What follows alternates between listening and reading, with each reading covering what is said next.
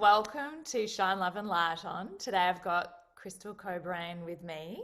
She's coming to us all the way from the east coast of America and to share her views and experience on shining love and light on race and conversations around race. And I'm very honoured that she's here to join us. Thank you so much for being here. Thank you for having me. It's very kind of you.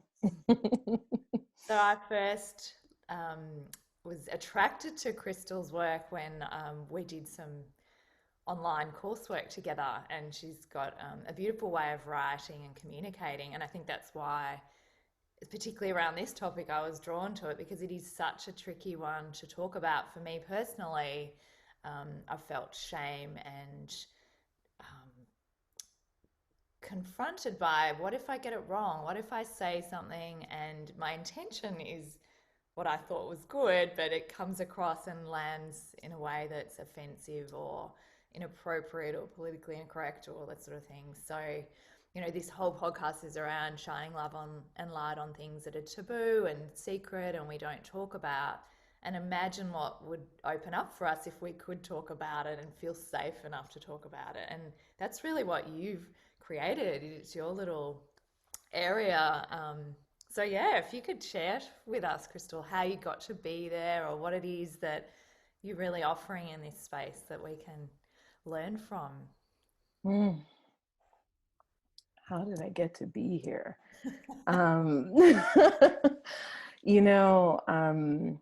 This was not planned. So I actually thought I was going to be a doctor. That was my plan. And so I went off to undergrad and I majored in microbiology and cell science for 3 years. And then I was, I think, taking practice MCATs and I was like, something is very wrong. I feel like I'm heading in a direction that is not the direction that I think I need to be going in. And then I didn't know what to do. And I felt like I was failing because I didn't know what to do. And I ended up becoming a Ronald E. McNair Scholar and did just a little bit of research on whether or not hurricanes present a disparate impact on the poor. And in the course of doing that research, I kind of stumbled into a gap. I didn't know that that's what was happening, but for example, a really straightforward seeming, recommendation like stock up on canned goods. If you're living on less than paycheck to paycheck, then this, really well-intentioned, seemingly very clear recommendation just doesn't fit, lived reality. And there was just something about that gap that I think kind of called to me. And so then I ended up going off to grad school and law school as a joint law and Master of Public Policy student. And, ended up, doing a couple of independent studies during that time, looking at affirmative action in the Supreme Court in higher education. And so I still, no dots were connecting, but I was just deeply drawn to the questions about, so why are we moving through the world in the way that we're moving through the world? And why does race have so much meaning that we never seem to say out loud? And just trying to explore that, I think, in every space that I found myself in. And then I worked as a judicial law clerk in the DC Superior Court. I worked for about 7 senior judges, a max of 5 at once. And because it was a trial court, a trial level court, it was like it felt like the intersection of all of life, simultaneously. And again, nothing really necessarily connected, but I was just sort of inundated and kind of taking it all in. And then after a couple of years, I started teaching and building undergraduate courses at the intersection of race and the law. And, I remember being convinced that I was going to say something that was going to land me up on the front page of the New York Times. I remember thinking to myself, who am I to think I can help these, brilliant human beings who are looking to me for guidance, talk about race, and just feeling really, really, honestly, just insecure and ill-equipped. And so at the beginning of this course, I said to my students, I don't have all the answers and I don't expect you to either.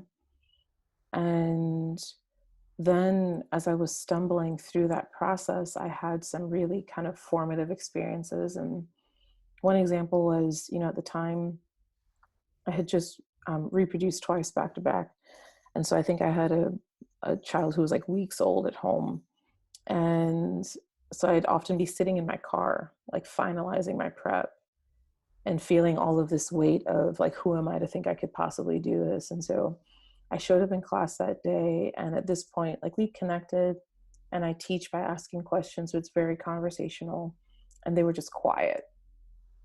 And so, I mean, I just asked them, I said, why are you so quiet? And in that moment, I saw myself Mm. and I saw that I was like doing the thing, like I went to law school and have a master of public policy thing because I was feeling so insecure. And in the process, I was sucking all the energy out of the room. And that experience is part of how I learned about how critical it is for me to create spaces where I process my stuff around race so that I don't take my stuff and make it the center of every single conversation about race that I might be in. Wow. And then it was the feedback from my students. So my students began to say to me, I've never had a space where I could have this conversation in this way.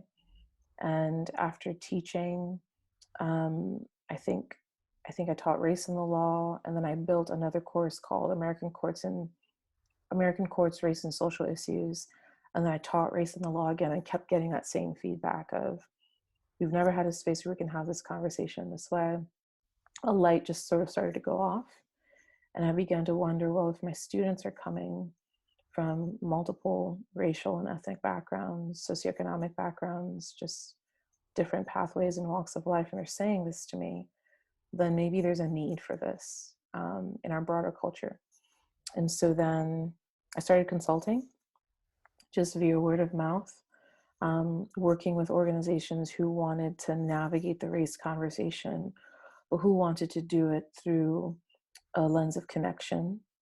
And I started my podcast, The Space Between Us, because there's some research that shows we learn via modeling, but there are very few pockets, throughout our culture where we can just watch people have conversations about race across differences in ways that don't have to be sort of either or we're going to fix it all at one time, but more of a journey through. And um, a couple of professors asked me about creating the space in the classroom. And so I wrote a book proposal, and Rutledge Taylor Francis ended up offering me a book contract. And that became The Brave Educator: Honest Conversations about Navigating Race in the Classroom. And now I continue to build my business. I consult and I run a membership and I do classes and facilitations. And then I also serve during the day as an inclusion officer within a local government as a public servant. And that's sort of the journey that's brought me to the work. That's amazing. And congratulations on all that you've accomplished in this space.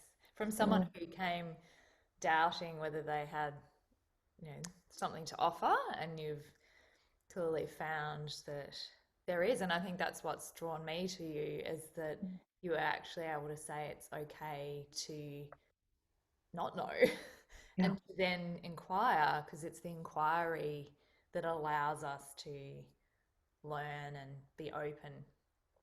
One of the Mhm. podcasts of yours I was listening to was that thing you were saying, when we feel hatred or love, and that they're not necessarily opposites, that maybe the opposite of love is being open. Was that how you worded it? I think it was that, the idea that we could be open to a conversation rather than hating something, I think was where it was going. Mm-hmm. Um, I'm really bad at remembering what I yeah. say. But I think Um, even like, say, a political person and a viewpoint you don't like, so yes. so a politician, you think, I hate that, what they're saying. But if you can be Mhm. open and inquire as to why they might have that position and where they're coming from. It allows us Mhm. to, and I think there's so in our culture there hasn't been any appreciation of our first people. I can say from my education, we weren't, Mhm. apart from they were kind of this culture that was out there, and it wasn't actually, it was almost like another world. Learn Mhm. how they lived off the land, and that was it, rather than actually acknowledging how we've overtaken and dismissed Mhm. their culture. And we're starting to see it come back, but other countries are doing it so much better. And then we see so much of how America's race relations have come up Mhm. and are volatile and Mhm. not necessarily ones we can exactly model, because I think one of the examples that I find be interested your views on is, even are we allowed to call people black or white or people of Mhm. color and without offending. So I really be interested how those sorts Mhm. of conversations and Mhm. oh, where to start, but what comes up for you around why this is so challenging for people? Mm. Well, I guess there are a number of things that come up, but one of the biggest things is that the reality is that conversations about race are really conversations about human pain. So we're talking about the ways in which human beings have been cast aside, dismissed, told, where one's place should be, told about whether or not one's life has inherent value, and if so, to what degree, um, told what should be enough, Mm, for a human, and and then told that it's not okay to not know, or it's not okay to ask why. So the pain has multiple layers. mm, It exists both within and without, and it's navigated to varying degrees by different human beings based on the bodies that we're born into.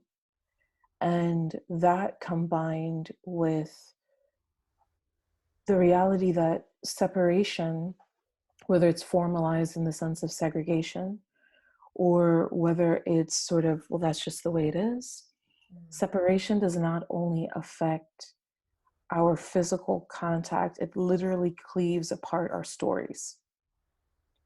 So it makes it so that it's possible for us to navigate the same space and have very little understanding of the realities that we're navigating day in and day out.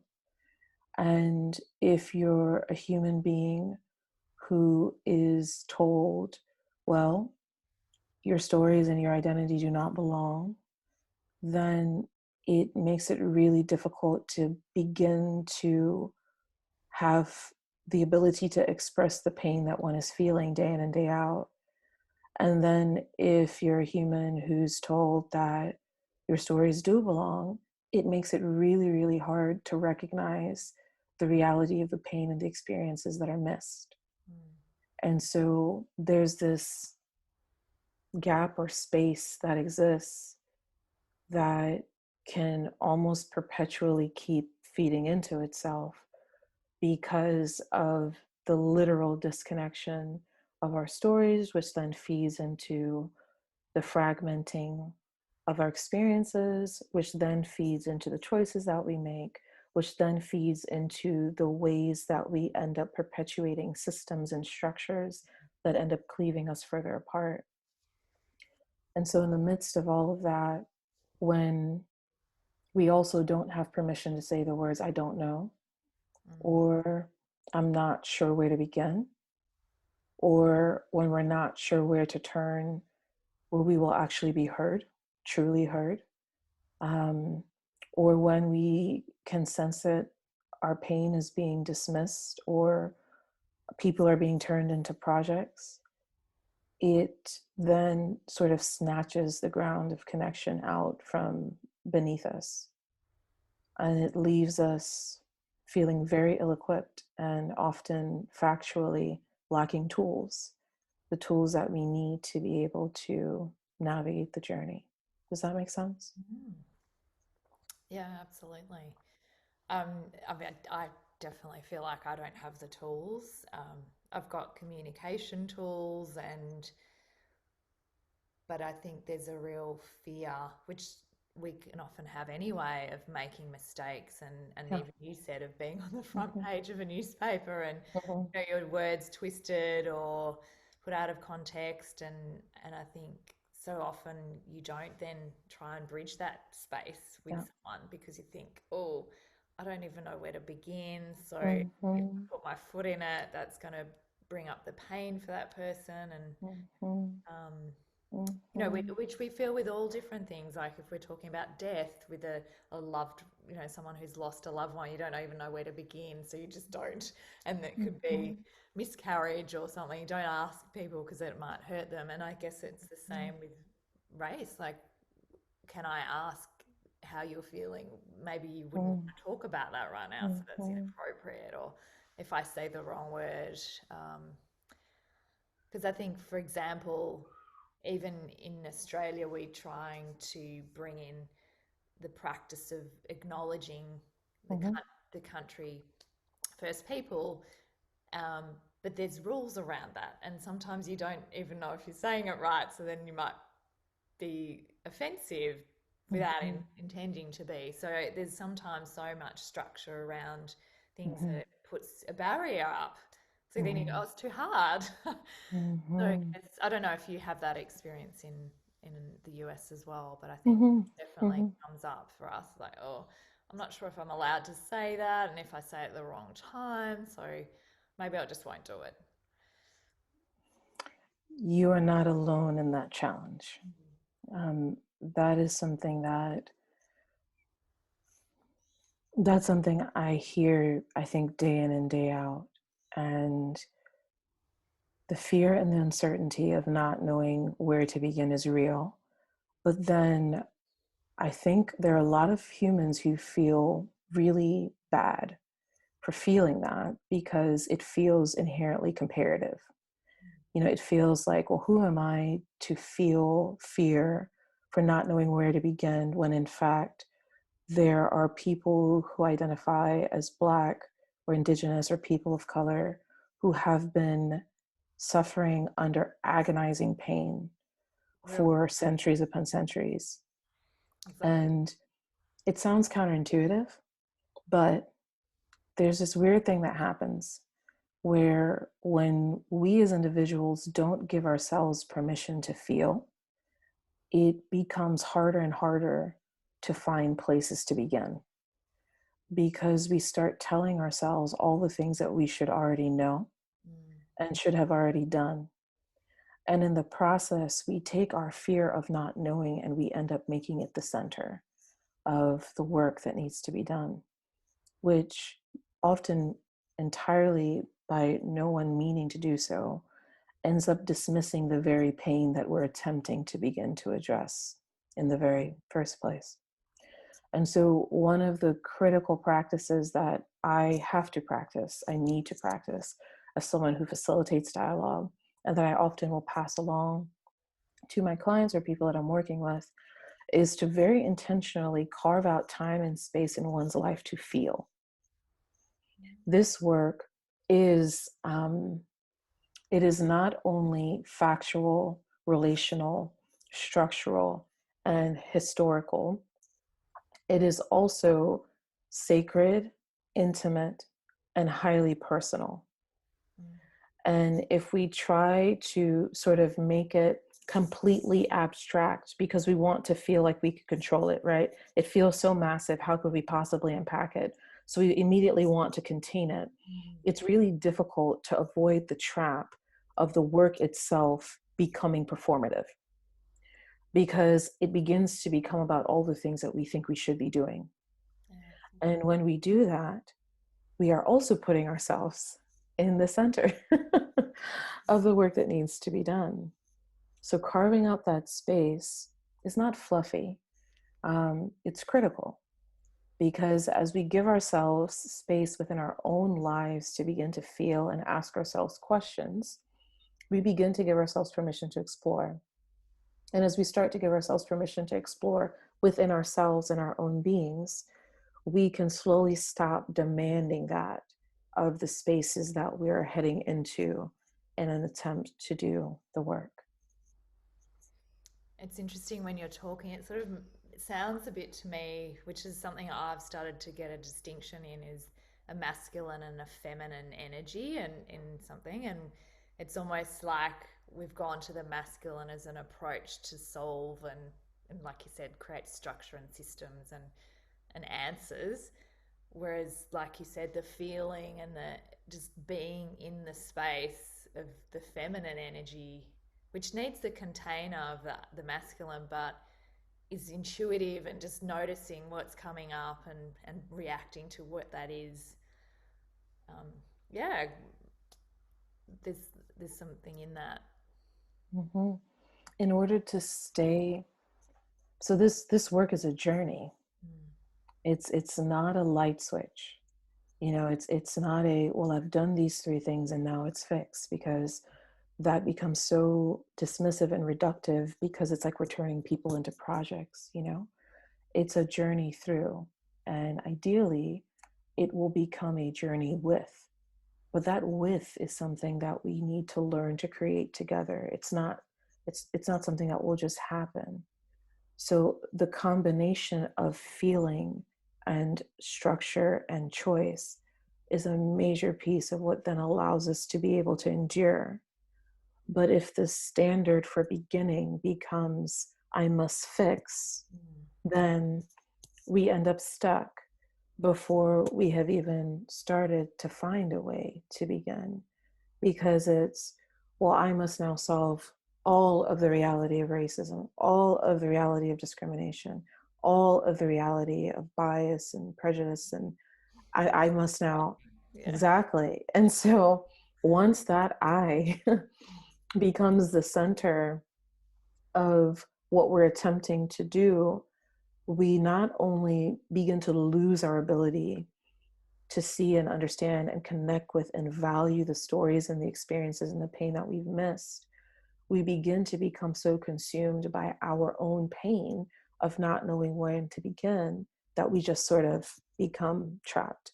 And we're just sort of cycling around in a shame loop, essentially, of all the things that we wish we knew, but we didn't.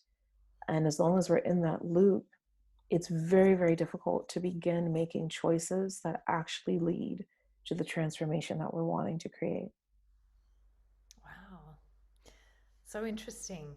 So tell me, what are some things that people listening who probably might be to some degree in that shame loop, Yeah.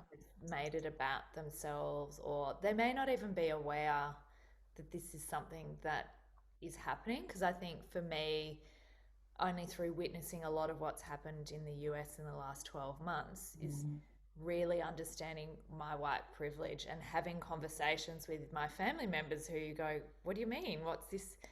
We haven't done anything wrong, but not Mhm. understanding what that means. Maybe if you could Mhm. explain for someone listening who hasn't really got an interest in this, not because Mhm. it just hasn't come up as something that they've had an awareness that might be relevant. What would Mhm. you say to them to shine a little bit of light and light on that?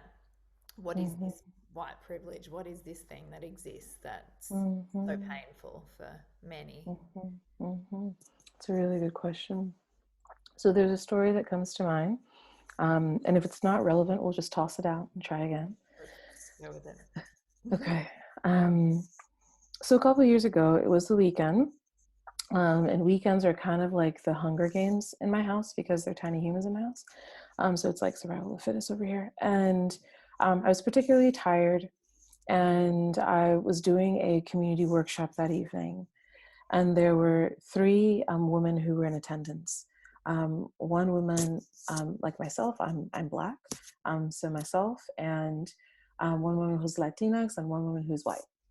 And while we were connecting with each other, there's like this presence that showed up in the space. And that has happened with me before, but it was never quite as palpable as this particular evening. And so I we all connected, it was positive, we exchanged numbers, their feedback was positive, but I left feeling like a fraud. I left feeling like, who am I to think I can help anybody have conversations about race? Like, what am I doing? And why am I even trying to do this? And I called a friend who I've known since I was a teenager, and I was telling her how I felt. And she listened to me, and then she said, no, I think you're going to figure this out. And over the course of the next 3 to 4 days, I began to realize two things. One, I needed to be willing to talk about what the experience of race feels like, which is not a thing I was a fan of or necessarily am a fan of now. But I realized that I needed to be willing to talk about what it feels like for me to identify as being a young Black female navigating the world in this body. And the second thing that I realized is that I'd stumbled face first into the space between us. And it goes something like this. There's a human being who is not born into a body of color. This human being is living in this story. This human is told that this story is the only story that exists. Then one day, this human has like a Star Wars experience where a full planet shows up right here. This human is like, what in the literal heck is happening? Why did no one tell me? How could I have missed this? And this human then immediately reaches towards human beings in bodies of color. Human beings in bodies of color are in this story, are told that we're in this story, but living this story. So there's a perpetual gaslighting that's happening day in and day out since birth, if not before. And this human is like, look, I see you and I love you and I care about you, but I can't unpack this pain for you because the pain that I am living threatens to cut through my very soul. So can't do it for you. So then there's like this space between us, this untouchable patch of territory that we can see and we can feel, but we can't quite name. So then I began to ask myself, okay, so what in the world am I supposed to do with this information? And when have I ever experienced a crossing of the space between us? And it took me back to the classroom. And I remembered that after a few weeks, my students began to share their personal stories in connection with the material we were covering about race. There is something about the sharing of stories in an environment where we have done the work required to create mutual dignity that begins to open the doors of choice in ways that we could not have seen before. So why do I share this story in connection with your question about white privilege?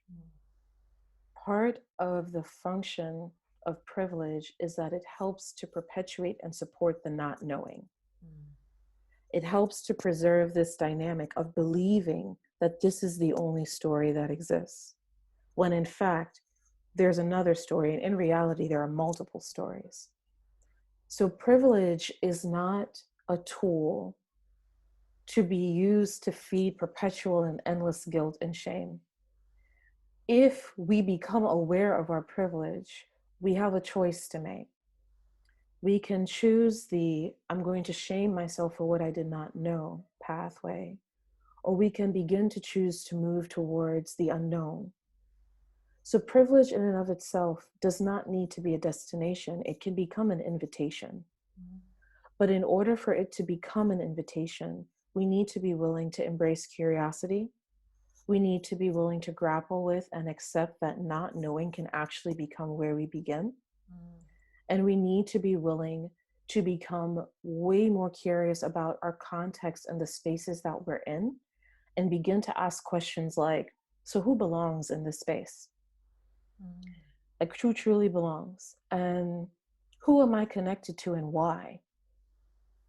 And how do I access the information that I have access to day in and day out? And how did I access the opportunities that I was able to access and continue to be able to access? Is that too connected to my relationship networks? And who's in my relationship networks and how did they form? Questions like that help to make it so that privilege is not a destination.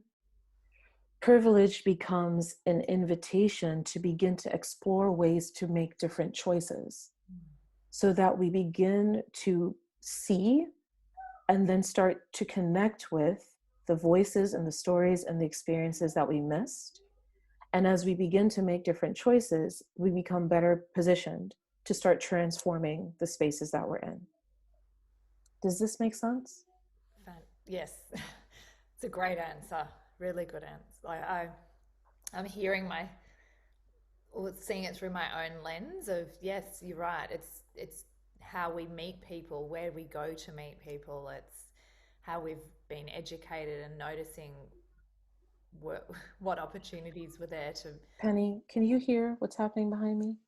No, Oh, maybe thank any goodness. time. Okay. Okay. Do you want me? Because I can just No, pause. no, I'm so sorry. Okay, go ahead. no, Yep. no, Okay. no.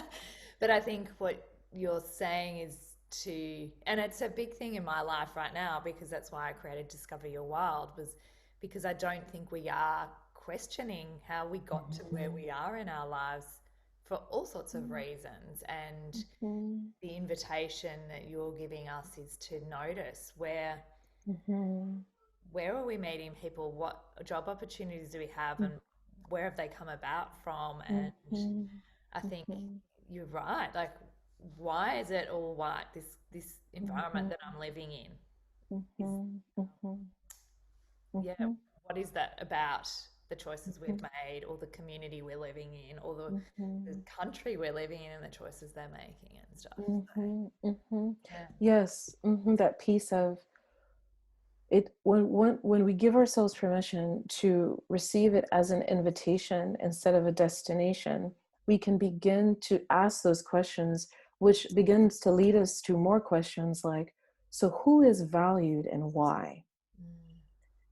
And as we start to sort of ask those questions will begin to lead us towards understanding our history and understanding our context and understanding our structures and understanding choices and understanding policies. And the more we begin to understand is the more we begin to recognize that by treating privilege as a destination that then triggers defensiveness, we begin to block ourselves from choices that we actually have the power to make right where we are. And so I know it might sound strange, but that tool of curiosity, it's not a small tool. And not curiosity as in, will you please explain your identity to me? Not that version of curiosity, but the curiosity that leads us towards choice, Mm. the curiosity that leads us to begin to ask questions about our everyday context. That's the curiosity that then positions us to understand, okay, all right, so by being passive, I am supporting the existence of the status quo. So, what is that status quo? And how did that status quo come into existence? And what choices might I be able to make from right where I am positioned that can point us in a different direction?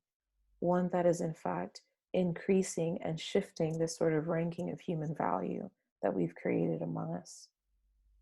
I love that, because you're actually giving someone a sense of they are empowered. There's something they can be doing right now, Mhm. and it's each individual making choices that creates bigger, more systemic change. It's Mhm. not like, oh, hands up, Yeah.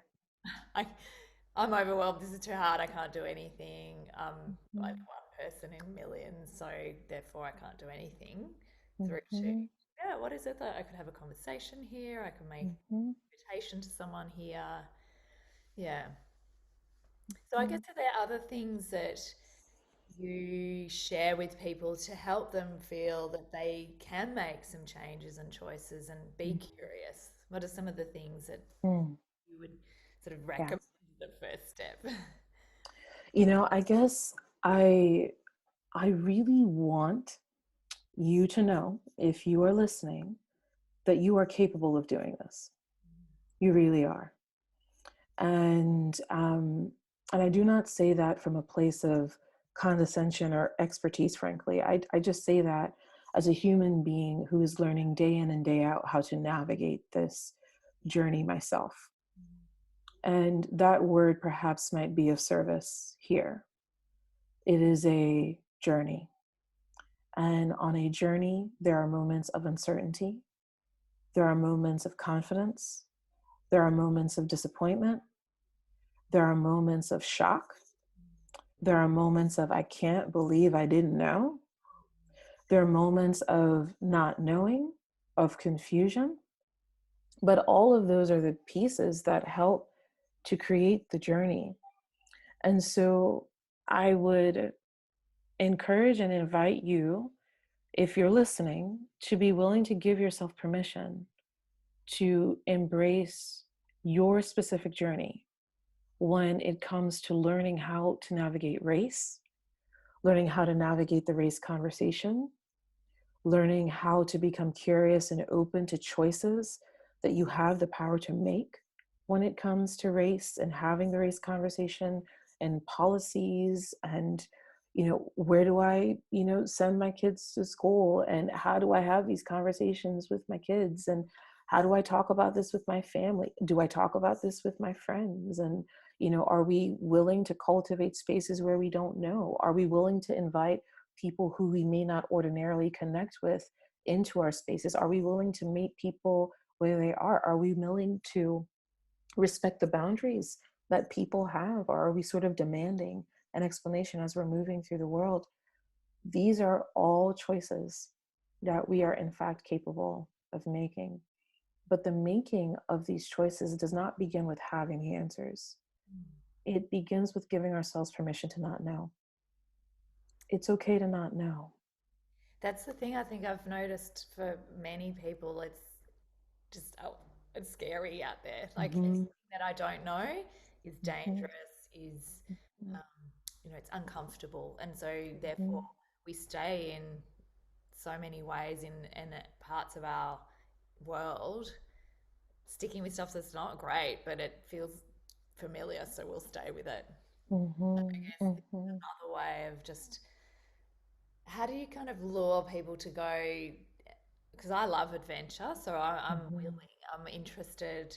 I try and encourage and show people as a guide, I guess, that it's okay to be on an adventure. That's actually where Mm-hmm. life is. That's where um, making mistakes and doing things that aren't always fabulous makes you feel alive. So Mm-hmm.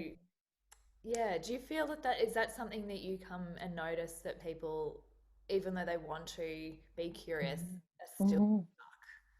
in their Oh yeah. yeah. Mm-hmm. Oh yes, you are not alone. Yeah, no. Yeah, you are Going, come on, you guys. you are not alone. You are not alone. And I suppose that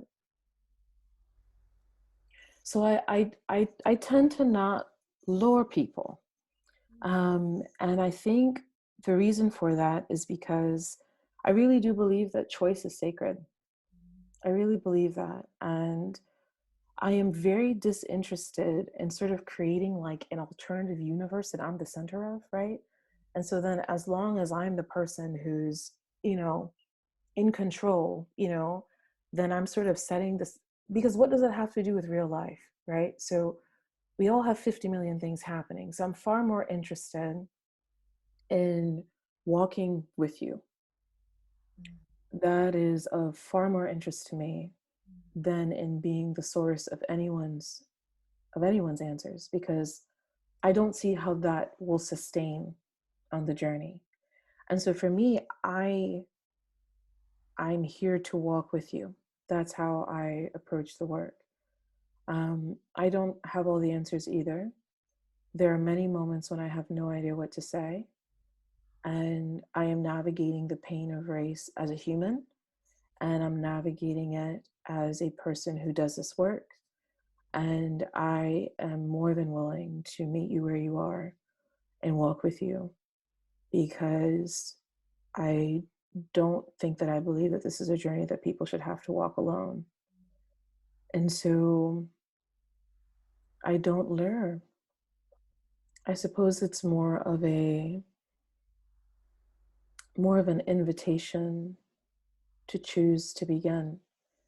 And as we walk together, I will do my best to supply you with the tools that you need as you're navigating through the journey, and to create spaces where you begin to practice so that you slowly begin reaching for different tools, so that instead of feeling helpless, you begin to feel like you're moving towards clarity and you're beginning to lay hold of your power of choice. Beautiful. Yeah, so I think something I'm learning too is I can't give people answers, but I can say I'm journeying, I'm exploring, and you'll do it your way. It's Mm-hmm, discovering your wild and discovering mm-hmm, what will come up with you mm-hmm, around this conversation will be different to what comes up for me and my experiences, and yours in America are different to ours here in mm-hmm, Australia, and we're all in different places, but to know we're doing it together and willing to do it together mm-hmm, is quite beautiful as well. There's something that can really open up from that. mm-hmm. There's possibility in connection, Yeah. you know? There's a lot of possibility there. I really love the human side that you're exploring in your work. I think that's something that I haven't necessarily heard um, because it's stories where I think a lot of the time we go to facts first, Mm-hmm, mm-hmm, theories or mm-hmm, books and mm-hmm, that. mm-hmm. So it's really, really Sorry. That's an awful light. Gosh, I'm sorry. you're getting Hmm. the after vacuum. Yeah, I just realized, I was like, I should probably do something about that. Mhm. Sorry. Uh, I mean, storytelling's been one of your things. Maybe you could tell us a little bit about the podcast you're doing and some of the stories Hmm. you're sharing in the work you're doing. Oh, I love um, I love story.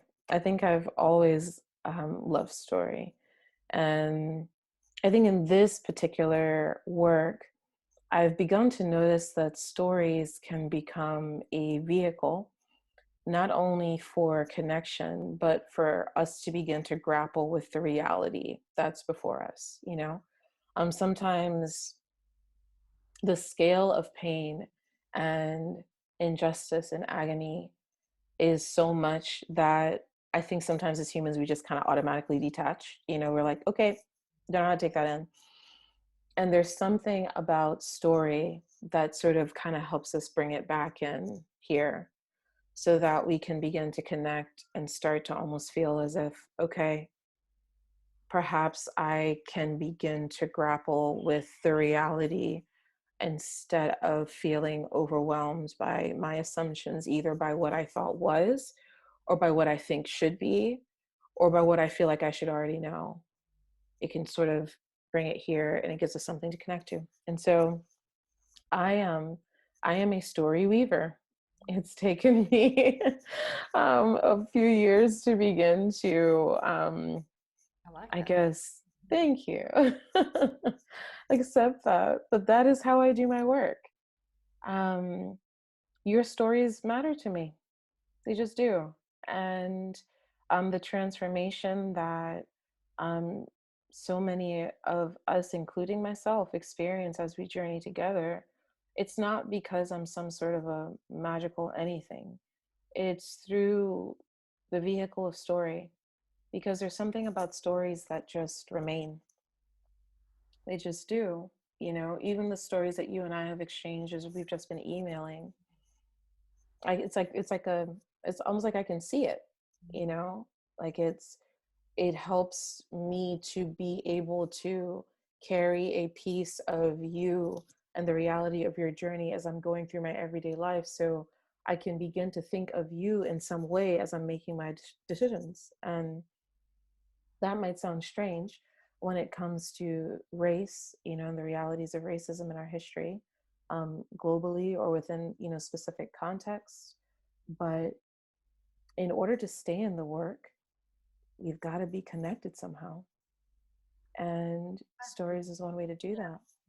Stories that how I've learnt about the pain of race has been through Mm-hmm. movies or books that I've read about Mm-hmm. it, and you feel the injustice and the anger that you rightfully feel because of some beautifully told stories and illustrations of how it would feel or did feel Mm-hmm. for Mm-hmm. many many years. Mm-hmm. um, yeah, so that I can see how, but we forget that sometimes it's like, oh, that's that story, it can't be my story. Mm-hmm. So it's Mm-hmm. how you're Yeah. weaving into actually going, Yes. that can be in, that could have been in your generation, Mm-hmm. your ancestry as well. Mm-hmm. Mm-hmm.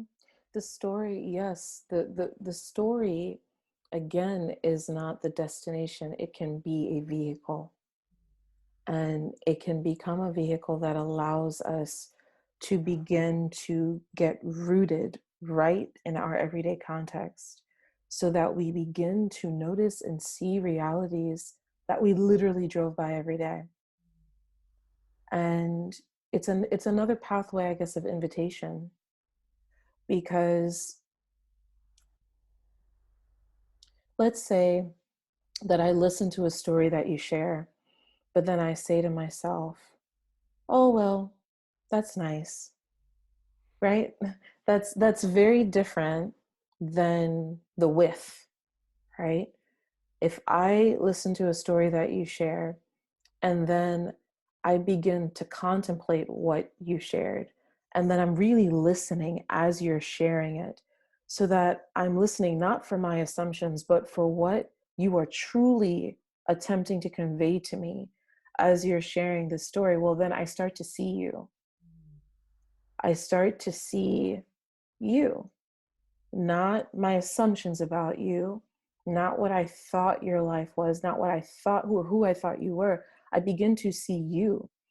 And there's some realities where once we begin to truly see, there is no unseeing. And that unseeing is part of what helps to open the doors of choice. Because the seeing, this is why that piece about privilege is so critical. If privilege, again, becomes that destination that triggers defensiveness, it will become a block where we can't truly see. But if we're willing to, journey and stay in the with, then we will begin to see.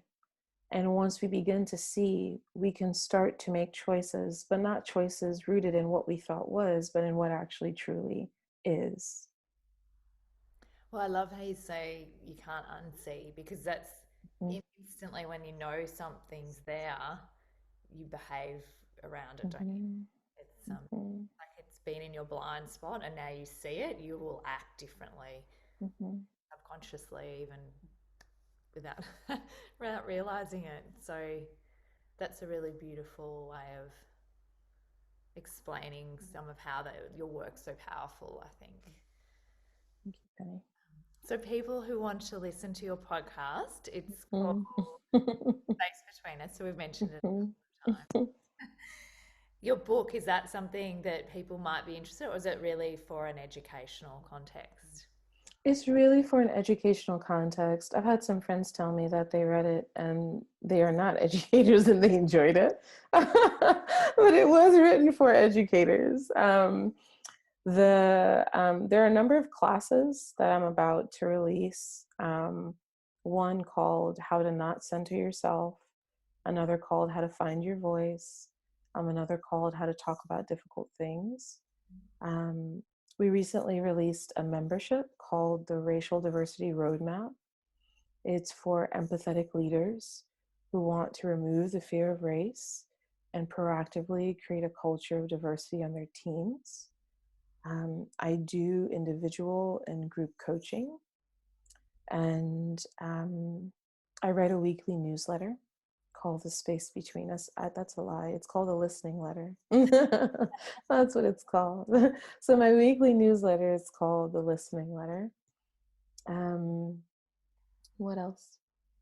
There are entities who will bring me in to do sort of deeper dive, custom consulting to move towards transformation. Yeah. There's a number of different ways. If what Mm-hmm. Krystle's sharing and the conversation around race is something that you wanting to highlight or bring more into your life, there's a number of different ways you could do it. The podcast, the great one, and the blog, weekly nice little reminders that come in are beautiful as well. Is there anything else that you feel we haven't really touched on that might be relevant to how we can shine love and light on this area in our lives day to day, or Mm. broadly taking action to Yeah. support Yeah. removing that stigma and that fear and Yeah. taboo around this? Can you think of any? Yes. Well, there's one thing that comes to mind, and I probably have said it, before, but stay in the journey. Stay in the journey. Um, it's okay if you need to, tend to your own being and pause, but stay in the journey, because your voice and your contribution, your unique context, your unique positioning is needed in this work. And the transformation doesn't come from magical people having magical solutions. It comes from a lot of people. I'll use me. I am a Black woman in the United States of America who has a law degree, a master of public policy, and a bachelor's degree. When years and years and years and years and years ago, almost all of the institutions I attended probably would have been completely inaccessible to me because of the realities of segregation. And there are, I believe, millions of people whose names I will never know who made choices that fed into the reality that I just described.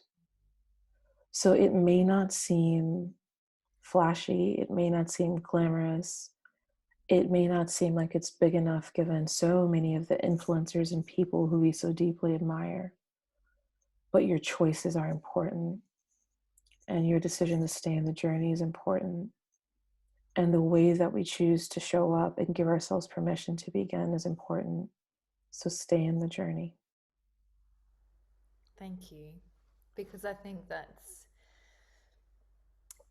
that's the permission that some of us need to to take that little scary step sometimes and open a conversation with someone, knowing that it mightn't have a performer to follow or whatever. It's just going to go where it goes, or ask someone, what's your experience of this, and be open to listening and hearing their story.